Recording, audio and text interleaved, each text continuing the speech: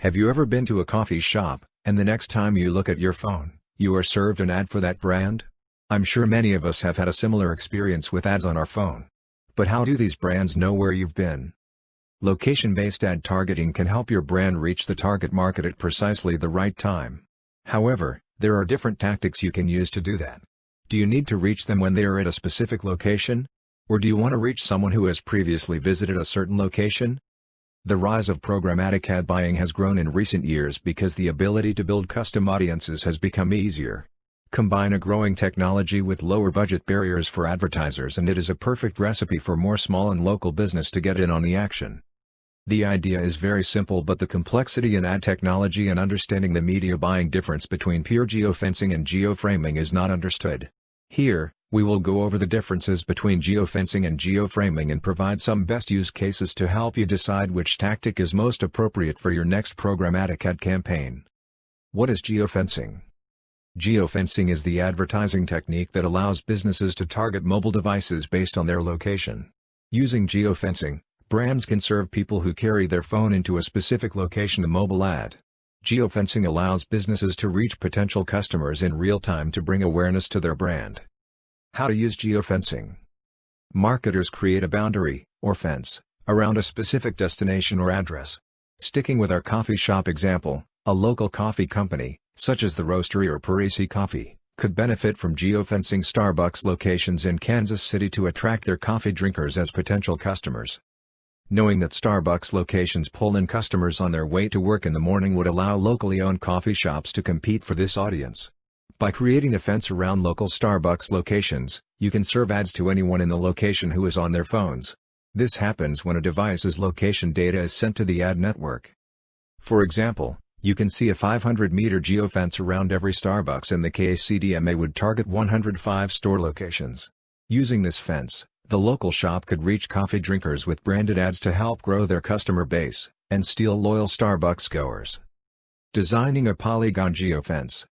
Custom shapes are also popular when it comes to geofencing a larger area at an exact time. Considering that many event centers and hotels have major interstates nearby, having the ability to create a custom shape allows your brand to exclude the people driving on the highway. For example, if we wanted to target fans at the next baseball or football game, we would draw a shape around the perimeter of the event. Notice how we avoid traffic on I-70 with the custom shape below. The good news is this level of tagging is possible. The bad news is that it requires a bit of complex longitude and latitude coding to get right. Polygon geofence needs to be coded into GeoJSON or WKT format. These are the two formats used by audience data companies like Factual. Benefits of geofencing. It allows you to reach an audience at a precise moment. Great for large events, like conferences, to reach a specific market during a narrow time frame. Geofence boundaries can get within 100 feet of a location. This allows businesses to hyper-target specific locations, to make sure neighboring stores are not included. Because real-time location data is often limited due to the number of device IDs in a single location, we typically recommend many geofences across business locations that see a healthy amount of daily foot traffic. Conferences and multi-day events are great for this type of ad buy because many people will be pulling out their phone to check social media, news, weather apps, or other apps that will provide their location data. What is geoframing? Geoframing is a technique that uses latitude-longitude data to form a polygon around a selected area to reach devices that are either currently or have previously been in the frame. This tactic is like retargeting ads in the sense that you are reaching consumers after they have shown interest in a specific destination or set of destinations. Geoframing also allows media buyers to layer on additional audience targeting based on these polygonal regions.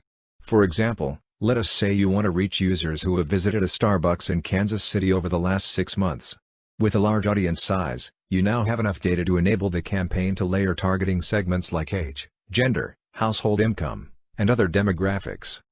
Layering on targeting segments will create a hyper-focused audience for the campaign to reach. This will allow your brand to get in front of your exact audience, limiting impression waste by targeting anyone who had been in the frame. How to use geoframing. The main benefit of geoframing is the use of historical location data and adding on behavior segments to help define a custom audience. If you wanted to reach coffee drinkers who were over the age of 30, had a household income of $150,000, and had recently been to a Starbucks, geoframing allows you to do that. You can home in on your target audience without having to waste impressions on anyone entering a location. It's like geofencing on steroids. Benefits of geoframing. Reach people who have previously visited a location with a 6-month look-back window. Additional targeting segments are available to focus on a specific target audience. Segment audience and limit the number of wasted impressions. Enhance brand awareness by only reaching your target audience. Deciding which option is right for you. Overall, you cannot go wrong by including either tactic, or both, on your next media plan for an awareness campaign, but there are benefits of using one over the other. Both tactics allow advertisers to market to an audience using location data, so how do you choose between the two? To put it simply, both are great at driving awareness for any brand. When it comes to deciding which tactic is the best fit for your company, simply ask yourself a few questions. Are you trying to reach people in a specific moment? Or just a specific area? Do you want to reach consumers after they leave the location you are targeting? Are you wanting to layer on any targeting segments? Once you have the answers to these questions, you will know which tactic is best for your campaign. How do I execute a geolocation campaign? Now that you are more familiar with which geolocation tactic you want to use, the next question to ask is, how do I get this live? Have no fear. RankFuse is here to help plan, build, and implement the media buying for your brand.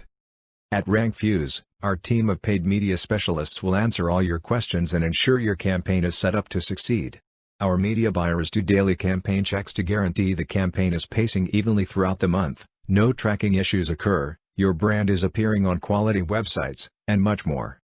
Whether you're ready to turn a geolocation campaign on, or have further questions about how it all works, contact us today and allow our team to help you reach your business goals.